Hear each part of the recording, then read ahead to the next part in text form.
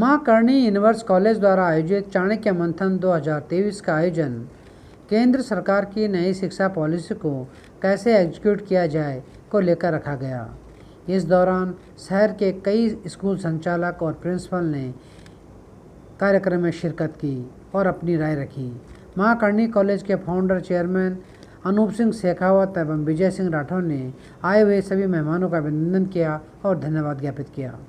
सभी को नमस्कार और स्वागत है सभी का। मंथन चाणक्य एक ऐसे गुरु, एक ऐसा नाम जिसने न केवल इस देश बल्कि दुनिया में अपनी एक पहचान बनाई, जिसने चंद्रगुप्त जैसे शिष्य को क्रिएट किया। वो हमारा स्वर्णकाल था।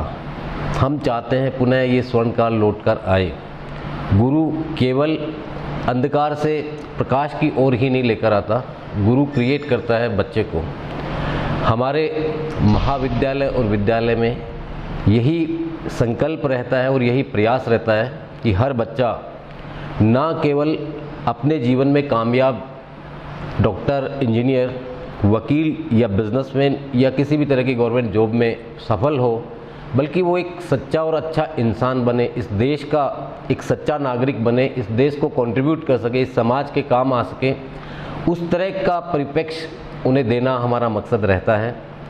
यकीनन श्री करणी यूनिवर्स कॉलेज, जहाँ पर प्रोफेसर विजय सिंह राठौर के सधे हुए हाथों से, क्योंकि वेल एक्सपीरियंस्ड है, वेल नॉलेजेबल है और उन्होंने देश और विदेश में भी कई कंट्रीज के अंदर अपने उद्बोधन से लोगों को प्रेरित किया है। यहाँ बच्चों का बहुत अच्छा करियर क्रिएट हो रहा है। आज मंथन के लिए हमने बुलाया है सभी स्कूल टीचर्स, प्रिंसिपल्स और डायरेक्टर्स को, ताकि हम मिल बैठकर एक साथ, कहीं ना कहीं कोई कंपटीशन ना, देखिए हेल्दी कंपटीशन अच्छी चीज़ रहती है, लेकिन कहीं लोग कट थ्रोट कंपटीशन में चले जाते हैं, गला काट प्रतिस्पर्धा में चले जाते हैं और वो हेल्दी नहीं होता है।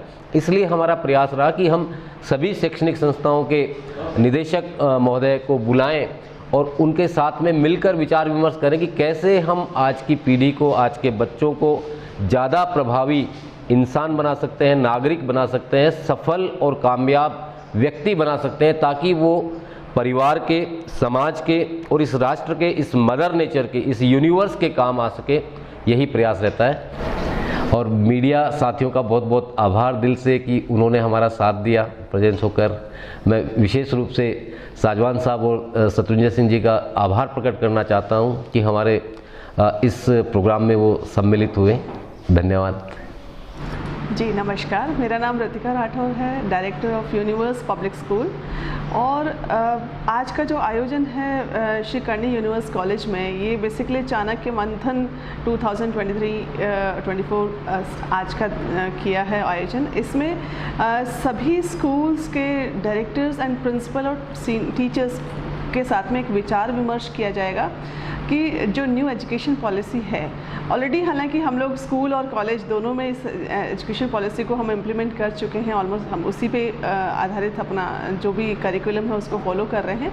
लेकिन फिर भी जंगल में मोर नाचा किसने देखा। हम ये मानते हैं कि सभी लोग बैठ कर के जब इस पर चिंतन और मंथन करेंगे तो निकल करके बहुत बड़ा एक आउटपुट मिलेगा। बिकॉज शिक्षा ही एक ऐसी चीज़ है जहाँ से बहुत बड़ा बदलाव संभव है, और जहाँ गुरु शिष्य परंपरा जो हमारे हिंदुस्तान का एक सबसे अहम हिस्सा हुआ करती थी, जहाँ पे चाणक्य जैसे गुरु होते थे और शिष्यों के द्वारा जो है इतना बड़ा बदलाव हम उस सर्व सार्थक एजुकेशन वो रही है, उसी पे बदलाव के साथ साथ धीरे धीरे शिक्षा में भी बहुत सारी मिलावट और बहुत सारी चीज़ें हुई, कुछ अच्छी हुई, कुछ गलत हुई। आज इसी पे बैठ कर के चिंतन और मंथन किया जाएगा कि क्या हम और कुछ नए भारत के लिए नई सोच के साथ में क्या बदलाव ला सकते हैं। और इसमें यूनिवर्स पब्लिक स्कूल और श्री करणी यूनिवर्स कॉलेज का एक बहुत अहम रोल हम मानते हैं कि मिल करके, अकेले नहीं, मैं अकेला ही चला जानिबे मंजिल मगर लोग जुड़ते गए और कारवां बनता चला गया। ठीक उसी तरीके से हम सब मिल करके शिक्षा में एक भागीदारी, इस व्यवस्था में एक भागीदारी मानते हैं और इस पर हम लोग काम करना चाह रहे हैं। और एक अकेले नहीं, सब मिल करके, सबके सहयोग से और सबके साथ से एक बहुत बड़ा बदलाव संभव है। और ऐसा हम मानते हैं कि आज का जो ये दिन है, ये एक बहुत बड़ा एक अच्छा आउटपुट मिलेगा इसमें। हम सब लोग मिल करके जो भी चीज़ें डिस्कस करेंगे तो ऐसा हम सब लोग मानते हैं। और स्कूल में हम लोग प्रैक्टिकल एजुकेशन पे बात करते हैं, चाहे स्कूल हो या कॉलेज हो। शिक्षा वह नहीं है जो केवल साक्षर करना हमारा उद्देश्य नहीं है। शिक्षा वो होनी चाहिए जो उसके जीवन में बदलाव और बदलाव को एक्सेप्ट करने का गुण पैदा कर सके, है ना। कई बार होता है कि आप देखिए आज कोटा है, आज बहुत सारी जगह पे अगर हम देखते हैं तो वहाँ पे क्रीम स्टूडेंट्स जाते हैं, लेकिन जब उनके जीवन की जंग की बारी आती है तो वो कहीं ना कहीं, हम आज आए दिन न्यूज़पेपर और न्यूज़ में सुनते रहते हैं कि बच्चे झूल गए पंखे पे या सुसाइड कर लिया। तो वो जंग कहाँ, वो शिक्षा उनकी लाइफ में कहाँ काम आई। तो हमारे को आंतरिक और बाहरी दोनों संसार से बच्चे को ढंग से वो अपने जीवन के फैसले ले सके और ऐसे ही अपने करियर ऑप्शंस में भी अपने करियर के अकॉर्डिंगली अपने फैसले ले सके, उतना सक्षम उस विद्यार्थी को हम बना सके। इस पर भी आज बहुत बड़ा चिंतन और मंथन किया जाएगा।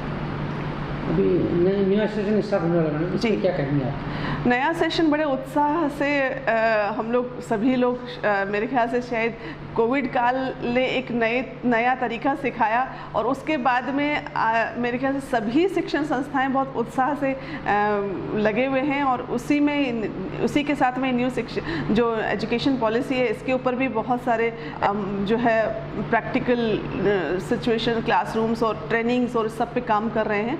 तो सभी लोग बहुत एक्साइटेड है और उसी के साथ हम भी सब पूरे विद्यालय और महाविद्यालय परिवार सभी लोग बैठ के बहुत एक्साइटेड हैं कि इस पर हम लोग काम करेंगे और अच्छे से बिल्कुल एनर्जी के साथ में काम करेंगे। ठीक है सर, क्या प्रोग्राम आज कंडक्ट किया गया? आज श्री करणी यूनिवर्स महाविद्यालय मुंडियाराम सर जयपुर में हम लोग एक प्रिंसिपल्स टीचर्स गेट टुगेदर का आयोजन कर रहे हैं जिसका नाम रखा है चाणक्य मंथन। और मंथन नाम इसलिए रखा गया है जो नेशनल एजुकेशन पॉलिसी 2020 माननीय प्रधानमंत्री श्री नरेंद्र मोदी जी ने लागू की है, उस नेशनल एजुकेशन पॉलिसी को इम्प्लीमेंट करने के लिए जो डिफरेंट स्कूल्स हैं जयपुर के और राजस्थान के अलग अलग एरियाओं से, उन स्कूल्स के प्रिंसिपल और टीचर्स की क्या उस बारे में विचार है कि वो क्या समझते हैं कि वो पॉलिसी किस तरह से इम्प्लीमेंट करनी चाहिए, उसके ऊपर डिस्कशन होगा।